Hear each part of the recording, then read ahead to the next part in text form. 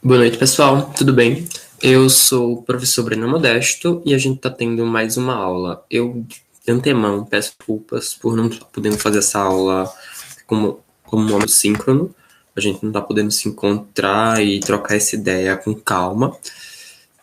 De fato, estive meio atordoado durante. Estou meio atordoado durante esse período pandêmico e achei que estivéssemos seguindo o modelo do último ano, certo? Onde as aulas eram gravadas e aí esperávamos o contato de vocês, o retorno, para poder realizar atividades, questões, etc. Esse ano está um pouco diferente e confesso que fui relapso e não consegui acompanhar esse processo de atualização. Mas, de forma, vou tentar passar o conteúdo de maneira mais simples e mais evidente possível, para possibilitar que debatamos e discutamos as questões provenientes da aula no momento posterior, ok? Bem, o assunto que é proposto no momento é que tratemos sobre ética. Basicamente, a gente está pensando no que é certo a fazer, está pensando no que é o ideal que façamos em cada situação, certo? Isso, de fato, é uma questão do nosso dia a dia. A gente pensa no que é melhor, no que é pior, no que tem as melhores e piores consequências em praticamente cada ato que a gente toma, cada ato que a gente faz, cada decisão que a gente toma, da hora que a gente acorda até a hora que a gente vai dormir.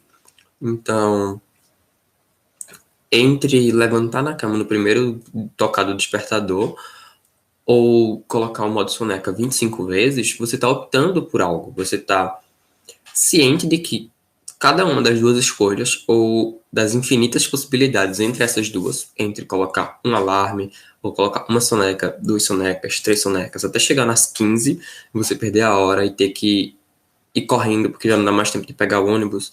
E se você mora em cidade grande, você sabe que pegar ônibus é um trabalho, especialmente se você mora um pouco mais afastado do centro, e a frequência de ônibus não é tão grande, e aí você colocar uma soneca no despertador implica que você perca esse dia de estudo, esse dia de trabalho.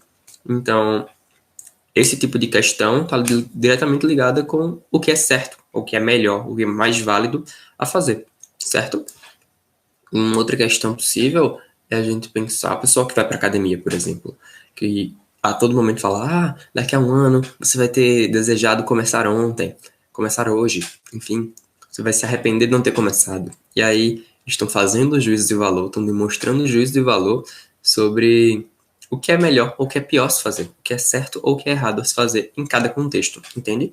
Isso em nenhum momento implica dizer que você deva fazer academia ou não deva fazer academia, mas que na visão daquela pessoa, daquele personal, daquela nutricionista, enfim, essa pessoa crê que isso é uma ação bastante útil, bastante proveitosa para sua vida. Você vai se desenvolver fisicamente e isso vai te trazer benefícios para diversos âmbitos da sua vida, certo? Mas de toda forma, não necessariamente academia, mas pratique esporte, é bom bulir o corpo, certo? Dá uma dançada, não sei, faz uma caminhada com tua avó. É importante mexer o corpo para se sentir vivo, ok? A Xuxa já nos ensinava a balançar o esqueleto, mas enfim, vamos lá. Voltando e se atendo um pouco mais ao assunto, a gente tem uma disjunção entre duas correntes éticas, duas correntes da moralidade, duas correntes sobre moral, muito claras, muito profícuas. É uma distinção que elas são, pelo menos essas duas correntes, são irreconciliáveis. Embora existam outras correntes, existam outras formas de pensar a ética, de pensar a moralidade, muito relacionadas, sobretudo, com o mundo antigo, certo? O mundo, a,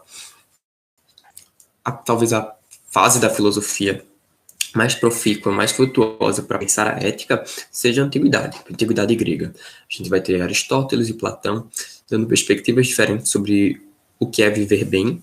Platão muito mais arraigado à justiça e Aristóteles muito mais arraigado à eudaimonia, a mediunidade não, gente, a encontrar o meio termo entre as ações boas e más, ou entre os dois excessos. Aquele clássico exemplo do pastel de feira. Você vai na pastelaria e come um e tá pouco, come 10, tá passando mal. Você tem que encontrar entre 1 e 10 a quantidade ideal para que você não fique nem com fome e nem vá ter uma caganeira novamente, depois, 1 hora depois, certo? Isso é encontrar o meio termo. Para Platão, a questão é outra. A questão é encontrar a ação justa. A ação justa de acordo com certos ideais que ele vai discorrer em suas obras. E não cabe muito a gente discutir agora porque não é nosso foco. Platão é um cara que ele é brilhante, ele é incrível, ele é maravilhoso. Sou apaixonado, absolutamente apaixonado por Platão. Embora tenha minhas críticas, muitas críticas. Mas justamente por ser tão apaixonado e tão aficionado pela obra dele, eu não vou discorrer em muitos detalhes, porque vou acabar falando só de Platão, deixando a nossa temática de lado, certo? Por fim, eu diria que na Grécia a gente tem uma terceira fase, que vai ser dividida em vários campos, que é a fase do helenismo, que ali a gente poderia dizer que seria o último suspiro da cultura grega, ali já se misturando com o mundo romano, se misturando com a cultura da Macedônia, se misturando com alguns povos orientais, e a doutrina, ou as doutrinas do bem viver, começam a borbulhar, certo? E aí são várias perspectivas sobre o que é viver bem, qual é a vida que vale a pena ser vivida, o que é uma vida ideal, qual o modo de viver ideal, certo? Isso aí vai surgindo paulatinamente. Isso é uma construção do dia a dia, certo? Você não vai encontrar o bem viver hoje, amanhã. Você vai tentar, por meio de exercícios espirituais, exercícios não espirituais no sentido corriqueiro, certo? Exercícios para a alma, exercícios para a sua mente, de certa forma, você vai se moldando a certa doutrina, certo? É esse o interesse, mais ou menos, do pessoal das diversas escolas do helenismo. Mas, embora durante a Idade Média tenham doutrinas éticas, essa ética da Idade Média está muito centrada na religiosidade cristã, certo? Isso focando no Ocidente. Focando no Ocidente, a ética da Idade Média está muito ligada a um certo expurgo dos pecados, uma valorização massiva do mundo pós-mortem, do mundo do céu, enfim, do objetivo que todos nós, enquanto cristãos, ou pessoas enquanto cristãs têm, certo? Que é encontrar a vida eterna. E aí vale a pena, de certa forma, valeria a pena você abrir mão de certos prazeres carnais, de certos prazeres da vida, que você pode receber em vida, e aí os prazeres carnais, a sua escolha, suas preferências aí. Valeria a pena você abrir mão disso em vista ou com o objetivo de entrar no céu, certo? Beleza? Da hora, massa, tranquilo. Só que durante a modernidade isso vai mudar de figura. A gente vai ter doutrinas éticas que vão centrar um pouco na ação humana.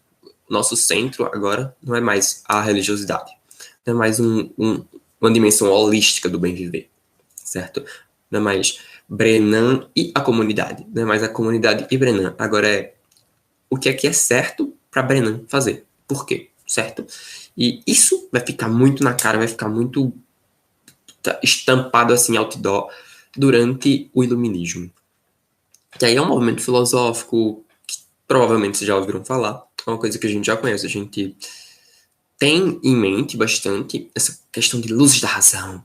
Essas luzes da razão que influenciaram tanto a Revolução Francesa, a Revolução dos Estados Unidos e, de certa forma, as revoluções na América Latina, dos processos de independência liderados por Bolívar. Tudo isso está diretamente ligado ao iluminismo. Essas luzes da razão que vão iluminar as mentes ignorantes e vamos conseguir chegar em um novo mundo. Um mundo praticamente, usando a terminologia do grande Thomas More, o mundo utópico, certo? O mundo que ainda não tem lugar, mas utopia não significa que é impossível, tá? Utopia significa que esse lugar ainda não existe. Mas, ao menos, teoricamente, enquanto conceito, ele está lá. Ele está enquanto objetivo. A gente pode chegar lá, certo? E aí, a construção de uma utopia é um processo relativamente longo, certo? A aproximação dessa utopia. Diria Galeano que a utopia está no horizonte, certo? Enquanto a gente se aproxima, ela se afasta. E nessa relação praticamente dialética constante de aproximar-se e afastar-se da utopia, é que a gente continuaria caminhando, beleza? Mas tirando a utopia do nosso centro e voltando para o humano, de certa medida, a gente, durante o iluminismo ainda, pode utilizar a terminologia voltando-se para o homem, porque boa parte do pensamento iluminista ainda foi muito androcentrado, certo? Androcentrado não, gente. Centrado no homem. Enfim, esqueci a palavra. Centrado no homem, certo? Centrado não no humano, mas no macho. E aí, dentre infinitas questões, infinitos questionamentos, infinitas problematizações que a gente pode fazer na história da filosofia, a gente tem essa questão central de que a figura masculina ela assume um poder de um caráter de prioridade, certo? Um caráter de um arquétipo um tanto mais racional, em detrimento do feminino, que é mais correlato ao cuidado, mais correlato à emoção. E para a filosofia, se é um amor ao conhecimento, faria muito mais sentido valorizar extremamente o racional. Ok? Yeah. Convenhamos, um tanto batido, um tanto obsoleta essa visão. Mas é a visão que permeia, certo? A visão é o espírito desse tempo, certo? É a característica central desse momento histórico, entre os séculos 17, 18 e 19. O século XVIII, sobretudo. Século XVIII, entre 1701 e 1800, é onde o iluminismo ele tá borbulhando, tá toda a galera tá ligado, sei lá, tocando um trance, e a galera muito doida, assim, uma rave. Isso é o movimento do iluminismo, certo? O século XVIII é isso aí. A galera doçada, muito doida assim, só com as luzes da razão, certo? Não tem doce não tem bala, não tem nada. É só luzes, só conhecimento, só a razão atordoando, só a razão mexendo com o seu psicológico, mexendo com sua mente, fazendo você transcender. A sua forma de transcender no século XVIII é estudando. E aí você vai pegar todos esses livros aqui atrás, vai viajar na biblioteca, você vai entrar nela e vai ficar, pô, meu irmão, isso aqui é muito... Nossa, estou transcendendo, isso aqui é muito, muito, muito, muito ligado. Isso aqui a gente consegue encontrar a divindade, pô. Eu vi Deus. E isso, de ver Deus, de transcender, de encontrar a verdade, de mudar completamente de perspectiva. Essa coisa do jovem hipster, do jovem alterna, que consegue se ver fazendo isso com muitas drogas e em eventos no meio do mato, sei lá, em aldeias, vocês se metem em aldeias a droga de transcender. Isso aqui, o se meter em aldeia usar droga, o transcender da modernidade, o transcender do iluminismo, é pegar altos livros assim, e comer livros e fazer debate com pessoas, e você fica, pô, meu irmão, a gente transcendeu. Essa é a transcendência, no sentido coloquial, do filósofo iluminista, certo? Embora não descartemos a possibilidade de muitas alterações dos estados de consciência aí. Exceto para um belo rapaz. E é justamente sobre ele que vamos tratar neste momento. Bem, se a gente fala de ética, possivelmente vocês já ouviram falar de ética kantiana. Da ética de um rapaz chamado Kant. Kant, ele é um bicho que viveu durante o século XVIII. É o que a gente precisa saber agora. Ele realmente estava imerso nesse mundo, nesse universo de transcendência racional. Coisa meio Tim Maia, tá ligado? Mas bem, Kant não foi o único a tratar sobre ética. Ele foi talvez o mais importante. Por quê? Kant, ele, além de ética, ele era um cara que tratava sobre tudo. Ele era um cara que, de fato, ele era um aficionado por conhecer o mundo. Ele era um aficionado por entender. E esse entendimento, essa racionalidade dele, ele vai ser completamente metódico. Kant é um cara que se conta que ele era tão metódico, mas tão metódico, mas tão metódico, um cara tão chato, chato de galocha. Me desculpem, cachorros, mas... Então, cachorros. Oh, cachorros não. Kant, ele era tão metódico, tão metódico, tão metódico, tão metódico, tão metódico, que reza a lenda que ele saía de casa todos os dias na mesma hora para fazer caminhada. E isso era tão de um jeito que, como vocês sabem, em regiões frias, relógio de pêndulo ele acaba atrasando por causa do frio, certo? E aí a galera corrigia, tipo, marcava a hora do relógio bonitinho pela hora que o Kant passava na tua porta, certo? Diga aí, suponha aí que... Sabe aquela vizinha fofoqueira que todo dia, 4h30, vai bater aí pra conversar com tua avó? Pronto, todo dia, 8 da manhã, Kant saía pra fazer caminhada, certo? Show de bola. Pô, vou fazer uma caminhada agora, que massa, pra poder exercitar meu corpo, mexer o corpo, porque eu mexo o corpo, mexo a mente. E aí Kant já estava ciente disso no século XVIII. Tá vendo? Vou fazer esse esquema aqui. E geral sabia que ele ia passar. Geral sabia. Só que a única vez, supostamente, que ele não teria passado, supostamente a única vez que Kant se atrasou na vida, porque ele estava muito doido, muito lombrado em um livro. Em um livro justamente sobre educação, sobre a formação humana, certo? Essa formação humana pensada por Jean-Jacques Rousseau, que é um pensador característico e bastante caricato do contratualismo, que vocês provavelmente já discutiram em algum momento. Contratualismo, e aí doutrina com viés político, com viés antropológico, mas aí a gente não pode discutir agora porque é muita coisa. Vamos focar, certo? E aí, a ética kantiana é uma ética, a gente pode considerar uma ética deontológica, certo? Que ela pensa, ela parte das motivações, certo? As motivações que eu, Brennanzinho, tenho para fazer tal ação, certo? Para Kant, ponto. Não tem questão. O que é que você tem que pensar? Qual motivação eu tenho para realizar tal ação? Mas, obviamente, se você tem... Um exemplo, voltando para os exemplos chulos do início. A motivação de dormir mais de botar o modo soneca no celular é dormir mais. É ganhar alguns minutinhos de sono para poder estar mais relaxado. Embora a gente saiba que isso é só preguiça, porque não funciona, a gente não descansa mais com soneca, certo?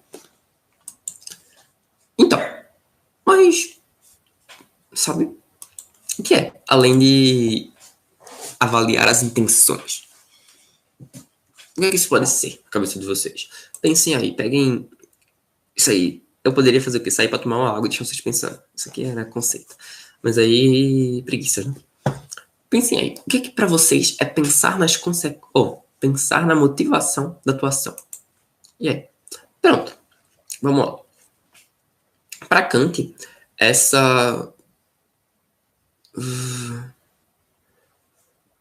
O critério de moralidade, por assim dizer, o critério para dizer se uma ação é moral ou não, é avaliar se você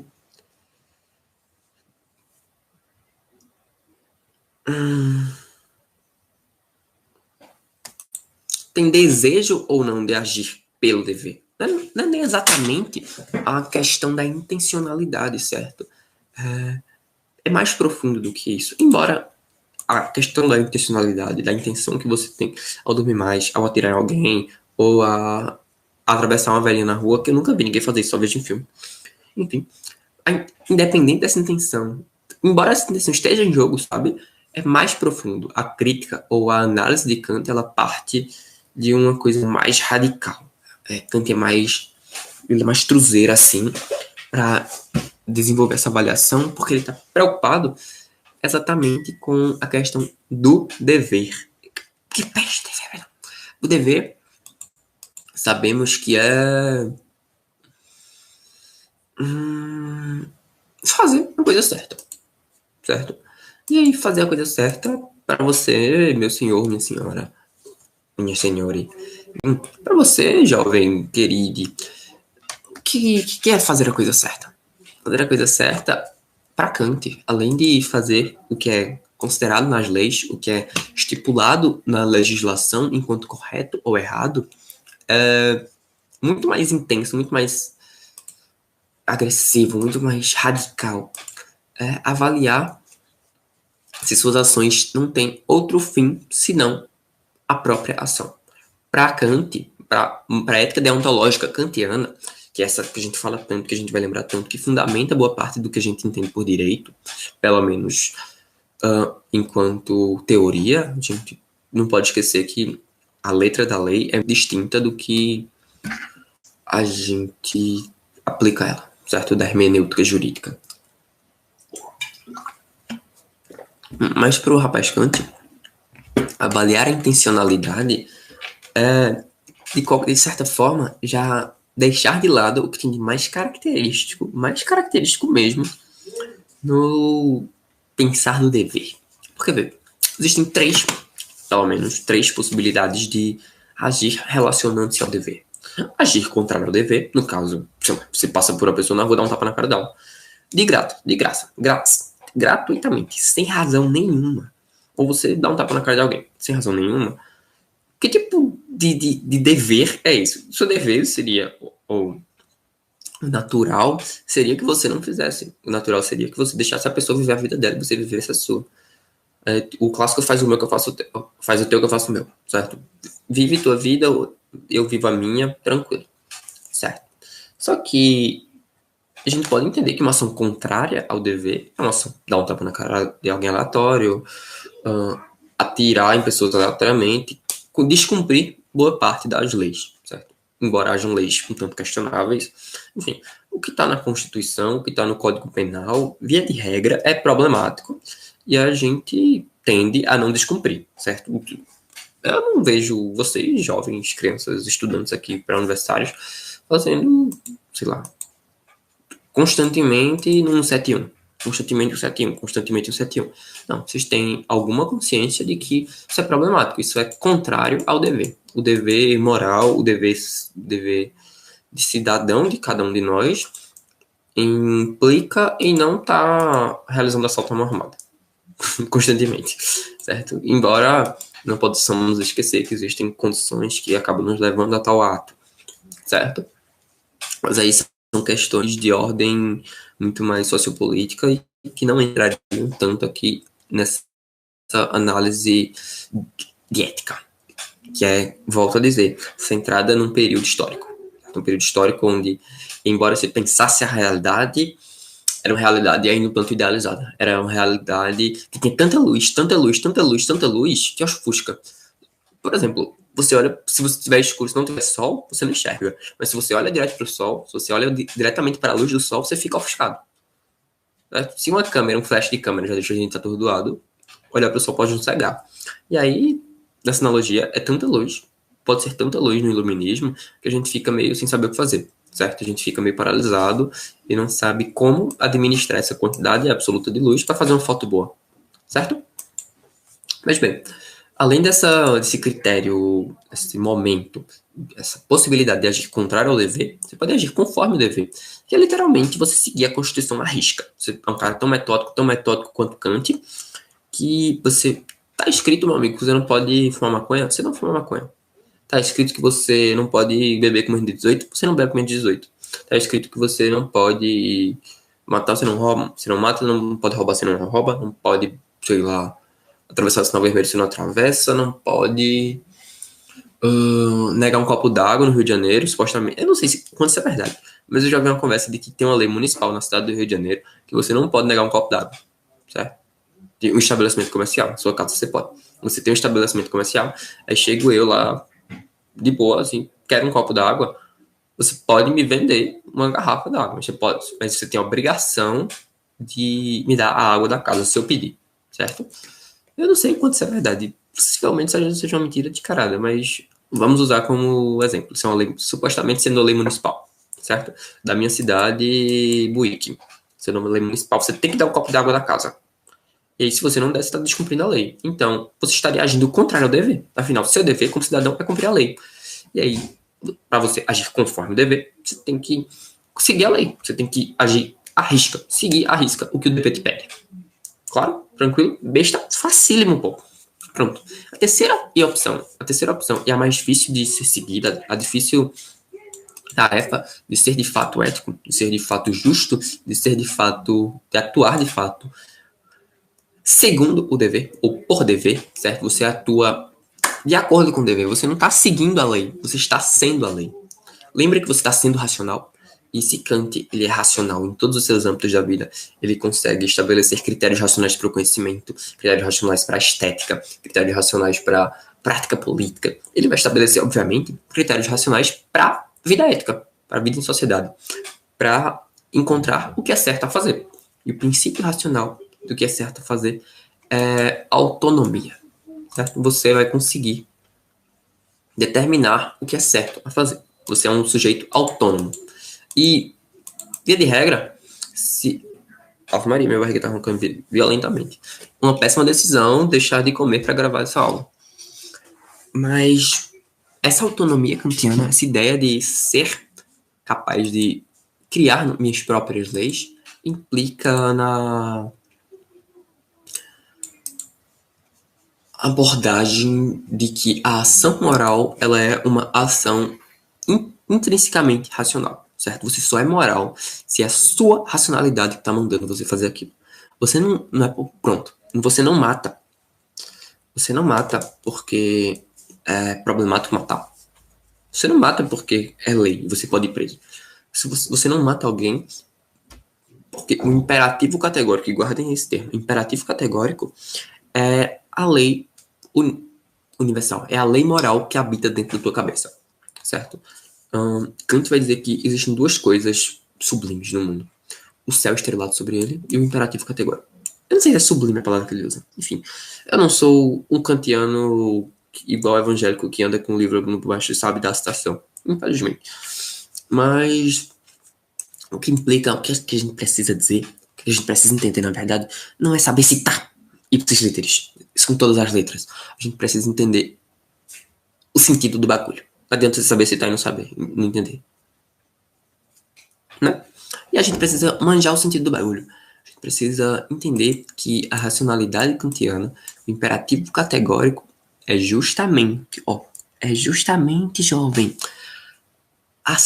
tem justamente a centralidade na necessidade de sua razão e o conhecimento, ou sua razão e a ação moral, a ação que você pratica, estarem intrinsecamente ligadas, certo? Você não pode pensar na justificativa para a ação.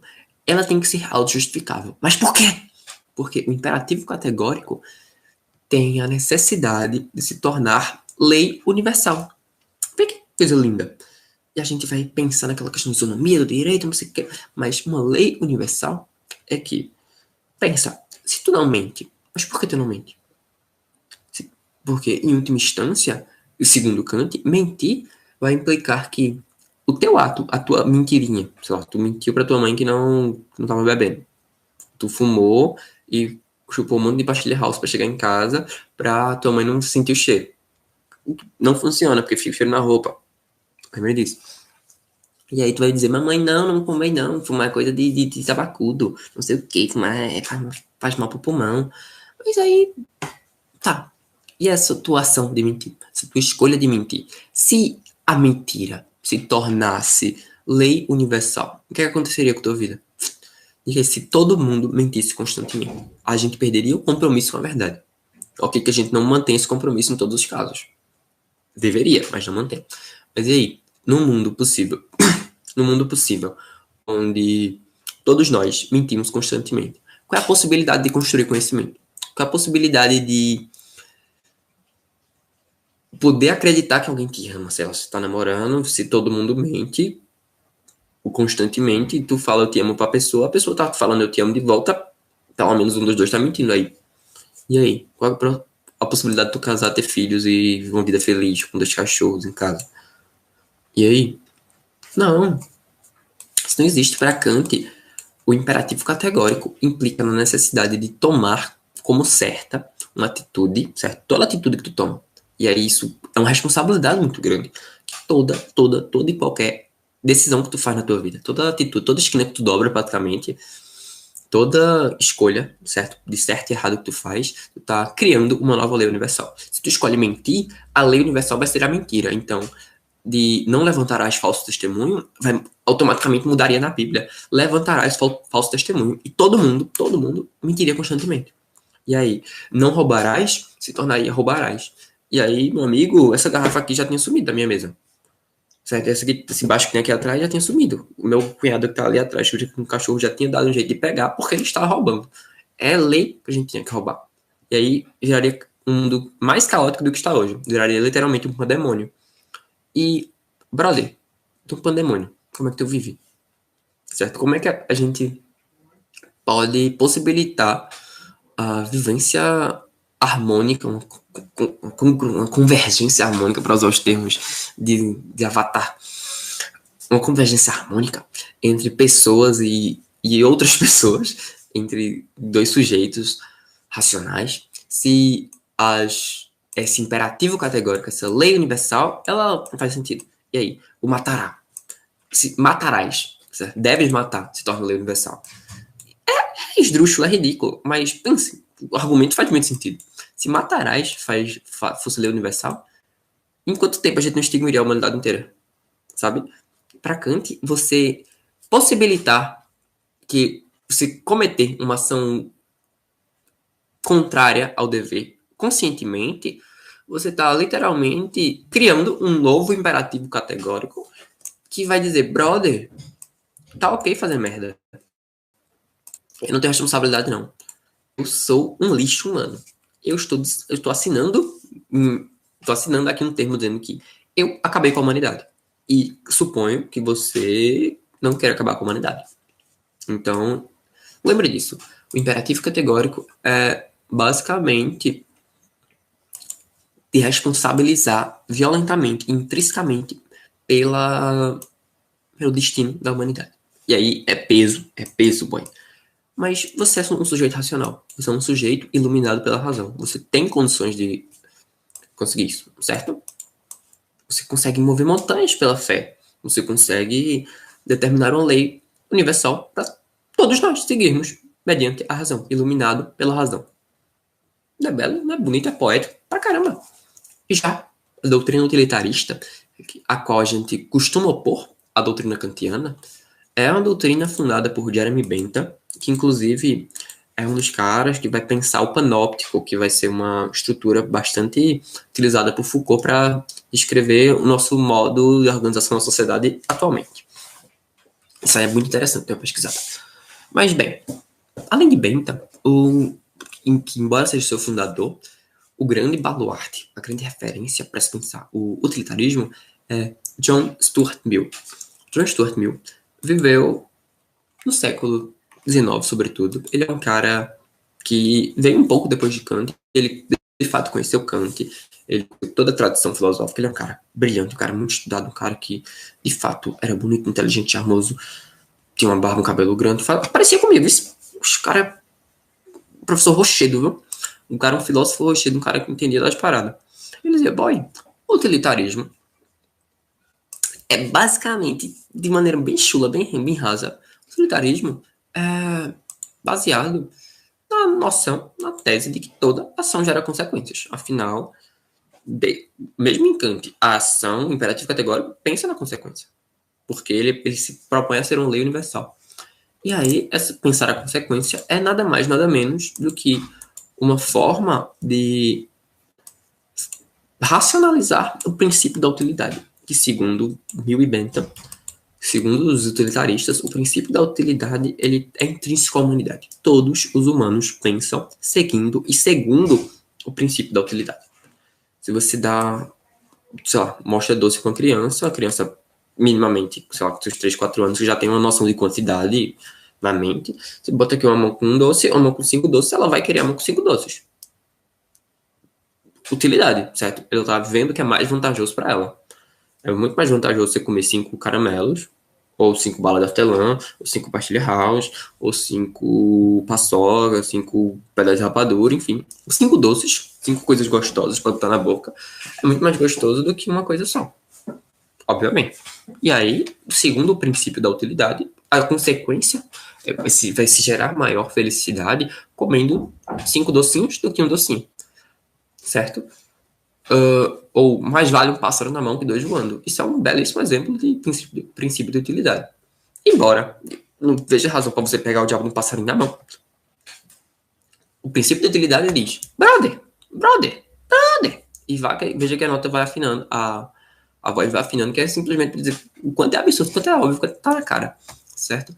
O princípio de utilidade vai estar te dizendo: amigão, meu querido, meu senhor, jovem, Entenda. É muito melhor você ter um passarinho, certo? Um objetinho na sua mão que tá te dando um mínimo de felicidade, do que infinitos 2, 15, 30, 60, 1 bilhão de objetos ali que não estão funcionando. E poderia dizer que é por isso que as pessoas casam. Que tá ali com uma relação garantida é muito melhor do que tá sempre na pista, sempre na vida louca, sempre no rock doido ali procurando pessoas pra copular. Certo? Eu não digo isso que eu falei pra, não falo que eu disse isso pra mãe de vocês, ok?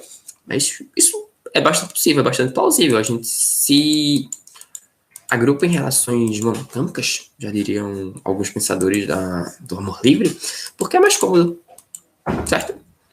A gente gosta do comodismo. Mas bem, voltando para o princípio de utilidade. Voltando, enfatizando e... Como é que eu posso dizer?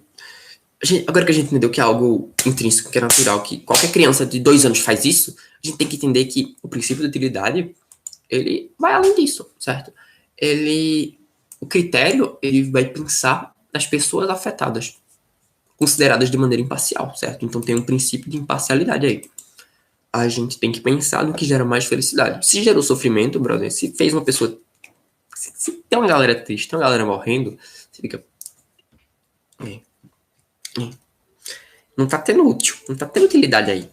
Utilidade não é útil no sentido que a gente usa no corriqueiro, não, certo? Porque se a gente for ver quem tem problema de vista, o óculos é muito mais útil. E aí o útil tem muito relação com o contexto. O óculos é mais útil que a chave de fenda se eu tenho problema de vista, astigmatismo no caso. Mas aí se eu preciso apertar um parafuso, essa chave Phillips é muito mais importante do que o óculos, ou que a garrafa, ou que o interface de áudio que eu tenho aqui. Enfim, o que implica dizer que a utilidade aqui assume um contexto absolutamente diferente do corriqueiro. A utilidade aqui é literalmente um critério para averiguar se a ação é correta ou não, de acordo com o quanto, a quantidade que gera de felicidade, certo? E, óbvio, a cara é tranquilo, facílimo. Mas vai lá. A grande questão, o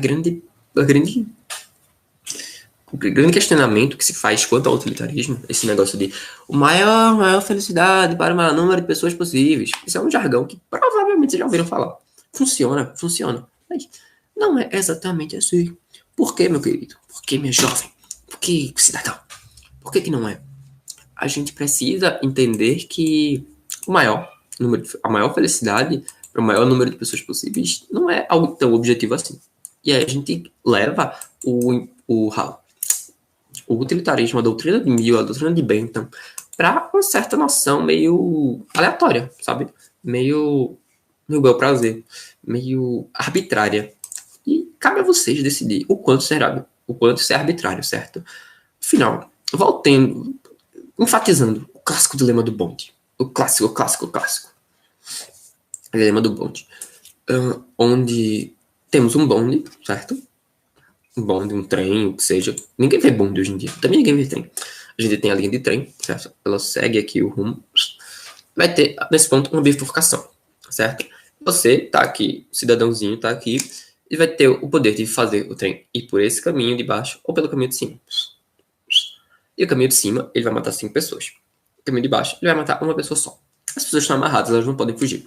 E uma boa forma de ilustrar isso é pensar em qualquer super-herói, certo? Os super-heróis têm a possibilidade de... O super-homem tem a possibilidade de salvar pessoas ou ficar com a Lois Lane. O Homem-Aranha tem a possibilidade de salvar a cidade de Nova York, que seja, ou ficar com Mary Jane. E aí, ele, via de regra, ele se responsabiliza por salvar a cidade e deixar Mary Jane sozinha.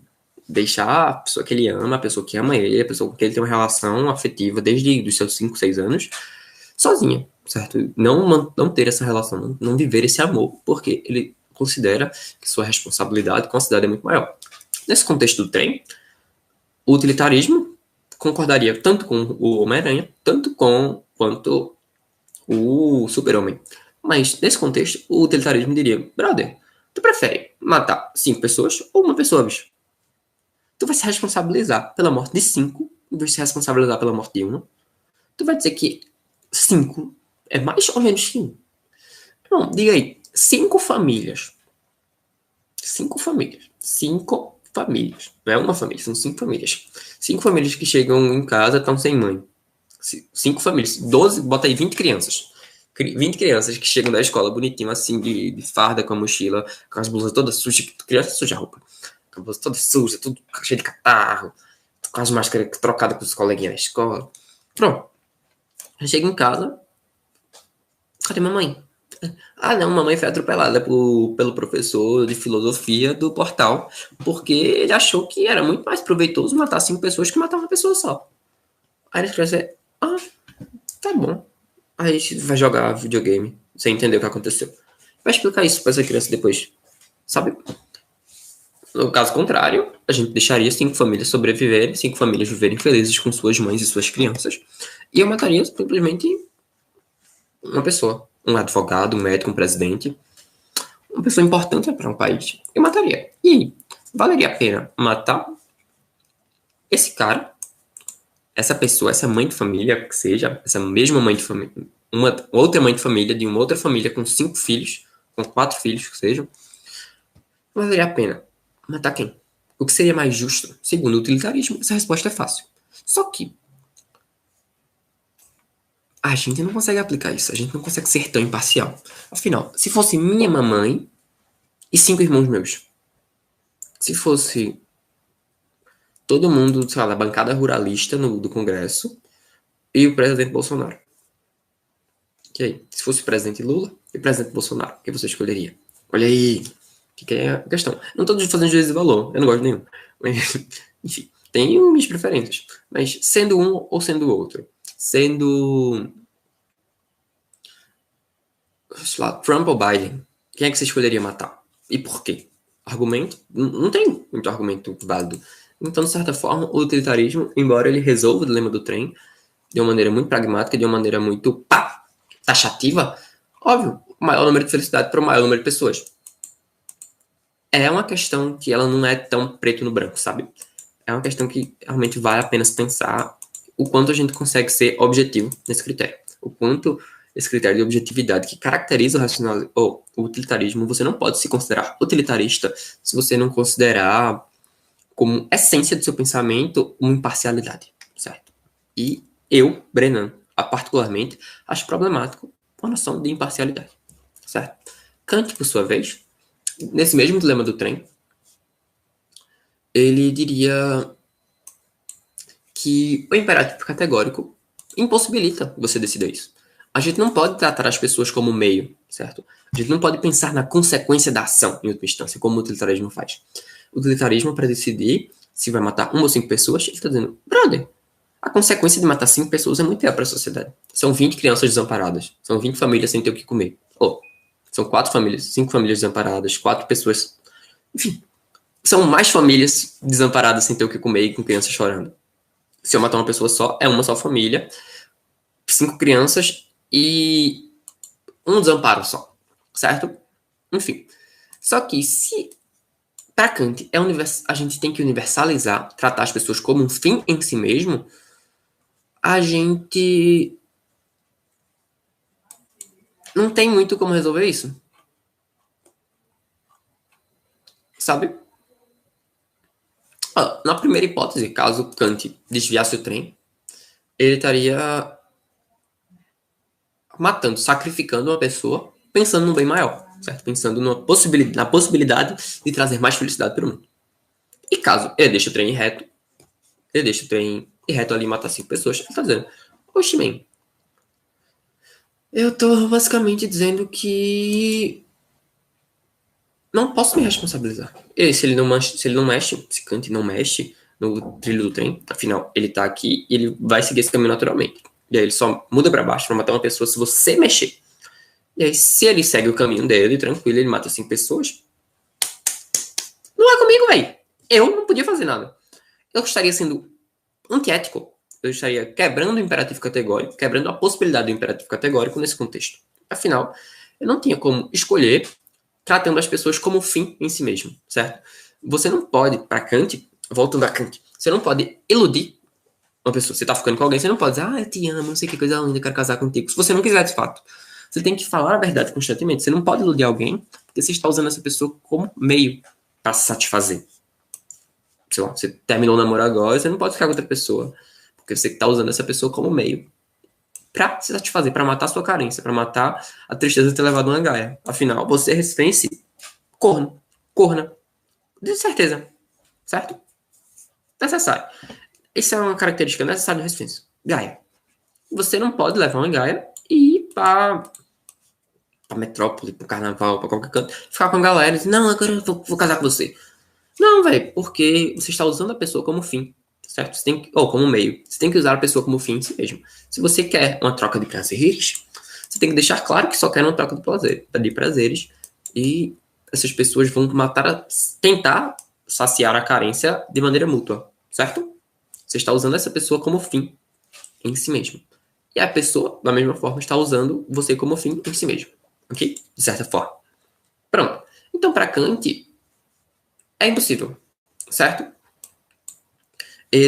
Kant, o dilema do bonde, essa relação entre mudar ou não o rumo do trem, matar uma ou 5 pessoas, para Kant é impossível de ser respondida. Certo? Kant, Immanuel Kant, nosso amigo, nosso querido rapaz Kant, ele dizia, boy, não dá. Certo? Não dá. É impossível responder. Eu não posso me responsabilizar por criar uma lei universal entre se seria melhor matar uma ou 2 pessoas, ou 1 ou 5 pessoas, ou 1.000 ou 100 pessoas, ou uma pessoa que eu gosto e uma pessoa que eu não gosto. Porque é preciso ser irracional, ou ser imparcial. Afinal, o critério de racionalidade, certo? Se todo ser humano tem a luzinha da razão piscando ali, igual um pisca-pisca do Natal, que tem hora que funciona, tem hora que não, a gente sabe que tem hora que a gente realmente parece uns bichos irracionais completamente. Mas se você tem essa centelha racional assim, piscando na sua testa, se isso existe aqui, se isso existe na sua testa, acabou-se. Você é igualmente humano a qualquer outra pessoa que tem essa luzinha fazendo, certo?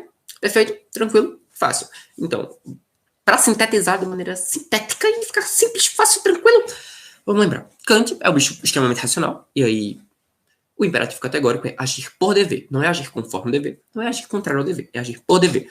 A racionalidade e a legislação universal do imperativo categórico se unirão, certo? E não podem se separar. Elas vão estar constantemente se amandinham assim. Tcharam! Ó, imperativo categórico, racionalidade, faz um coração e vão se amar completamente, certo? É impossível pensar uma ação moral em Kant que não seja por dever. É o dever falando. Certo? O dever fala. Então, enfim. E aí, para Bill, é completamente diferente. Você vai pensar na maior felicidade.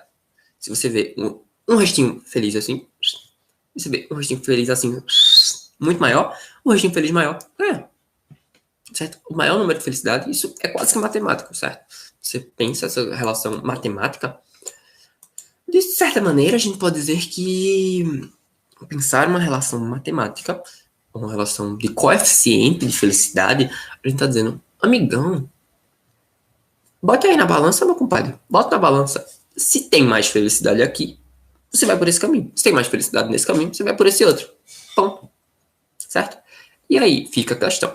Kant, ele acaba meio se isentando de alguns lugares, de algumas possibilidades. E o utilitarismo, acaba sendo meio capenga, porque ele fica muito a critério de interpretação. O que é melhor para mim? O que é melhor na minha visão?